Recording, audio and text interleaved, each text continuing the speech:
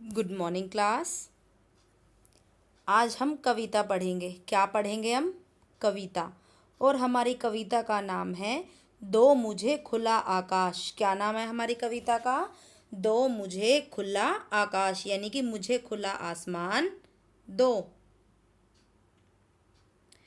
इस कविता में कवि क्या बताना चाहता है?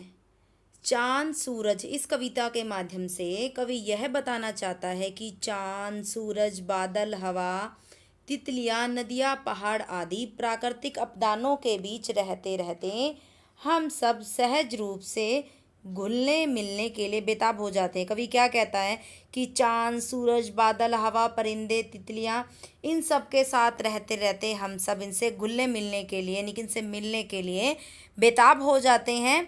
एक समय ऐसा आता है जब हम इनके ही बारे में सोचते रहते हैं और कल्पनाएं करते हैं और उनके अनुरूप सपने बुनने लगते हैं।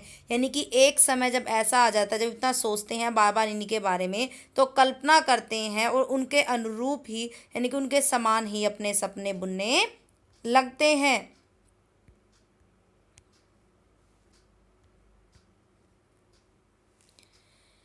चांदनी की नदी में नहाऊं। तो कवि क्या कहता है कि मैं चांदनी रूपी चांदनी की नदी में नहाऊं कभी। कवि क्या कहना चाहते हैं इन पंक्तियों के माध्यम से? चांदनी की नदी में नहाऊं, बादलों की पतंगे उड़ाऊं कभी। तुम मुझे जो एक आकाश दो खुला, तुम मुझे जो खुला एक आकाश दो, तो परिंदे सा उड़कर दिखाऊं कभी। तो इन पंक्तियों के माध्यम से कवि क्या कहता है, मैम एक बार फिर दोबारा बताती हैं। चांदनी की नदी में नहाऊं कभी कभी। तो कवि कल्पना करता है कि काश मैं चंद्रमा की रोशनी रूपी नदी में नहाऊं, यानी कि चंद्रमा की जो रोशनी है, उसकी चांदनी है, उसकी नदी में नहाऊं। बादलों की पतंगे उड़ाऊं कभी, यानी कि बादलों को पतंगे बनाकर उड़ाऊं, यानी कि बादलों को पतंगे बनाकर उड़ाऊं। तुम मुझे जो एक खुला आकाश दो, यानी कि अगर मुझे एक खुला आकाश मिले, अगर मुझे एक खुला आसमान मिले, तो परिंदे सा उड़कर दिखाऊं कभी। तो मैं एक परिंदे के समान, यानी कि एक पक्षी के समान उड़कर दिखाऊं।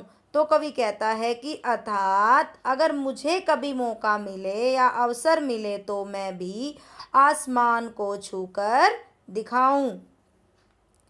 आगे है, फूलों पर नाचती तितलियां देखकर मेरा मन जा रहा हाथों से छूट। सोचता हूँ हवाओं के कंधे पर चढ़, सारी दुनिया का चक्कर लगाऊं कभी। तो कवि क्या कहता है इन पंक्तियों के माध्यम से? फूलों पर नाचती तितलियां देखकर, यानी कि फूलों पर नाचती हुई तितलियां देखकर मेरा भी मन चाहता है कि मैं भी उनके समान नाचूं। सोचता हूँ हवाओं के कंधे पर, यानी कि मैं सोचता हूँ, कल्पना करता हूँ कि हवाओं के कंधे पर बैठकर सारी दुनिया का, यानी कि पूरी दुनिया का चक्कर लगाऊं।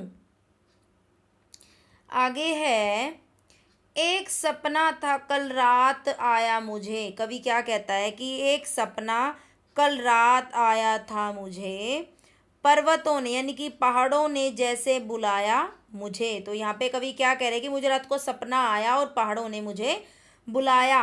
दोस्त हो मेरी जो बर्फ की चोटियां, वो कल्पना कर रहा है यहाँ पर कि काश बर्फ की चोटियां मेरी मित्र बन जाएं, मेरी वो दोस्त बन जाएं, लौटकर अपने घर फिर कभी न आऊं। तो इस पंक्तियों के माध्यम से कवि क्या बताना चाह रहा है, मैम फिर दोबारा बताती हैं एक बार। एक सपना था कल रात आया मुझे। कवि क्या कहते हैं कि रात को मुझे एक सपना आया, पर्वतों ने हो जैसे मुझे बुलाया, यानी कि पर्वतों ने, पहाड़ों ने मुझे बुलाया। आगे है, दोस्त हो मेरी जो बर्फ की चोटियां। कवि कल्पना करता है कि बर्फ की चोटियां मेरी दोस्त बन गई हैं। वो सपने में है, वो कल्पना कर रहा है कि बर्फ की चोटियां मेरी दोस्त बन गई हैं।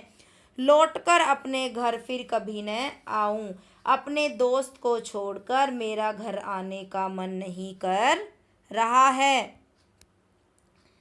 आगे है, खूबसूरत है दुनिया ये कहते हैं सब, चैन से पर कहाँ रहते इसमें है सब। एक पल की भी नहीं फुर्सत किसी को, मन की ये बातें मैं किसे सुनाऊं अभी।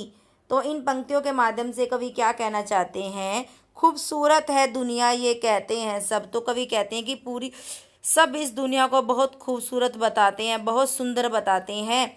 चैन से पर कहाँ इसमें रहते हैं सब, लेकिन इसमें चैन से यानी कि आराम से कोई भी नहीं रहता है। एक पल की भी फुर्सत किसी को नहीं, यहाँ पर एक क्षण की भी या एक पल की भी फुर्सत किसी को नहीं। मन की बातें ये किसको सुनाऊं। तो कवि कहता है कि किसी के पास भी एक क्षण की भी फुर्सत नहीं है, मैं अपने मन की बातें किसे सुनाऊं। तो इन पंक्तियों में कवि क्या कहना चाहते हैं कि ये दुनिया बहुत खूबसूरत है, सब लोग कहते हैं, लेकिन यहाँ पर कोई चैन से नहीं रहता है।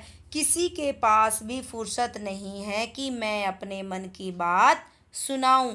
इस कविता के माध्यम से कवि कहना चाहता है कि कवि ने इस कविता में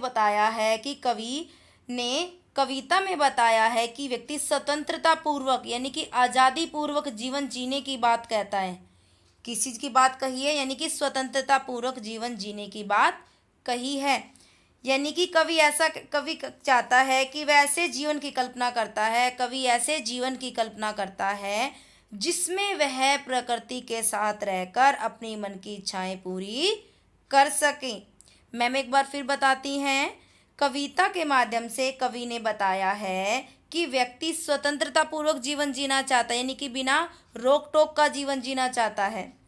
वह ऐसे जीवन की कल्पना करता है जिसमें वह प्रकृति के साथ रहकर अपनी मन की इच्छाएं पूरी कर सके।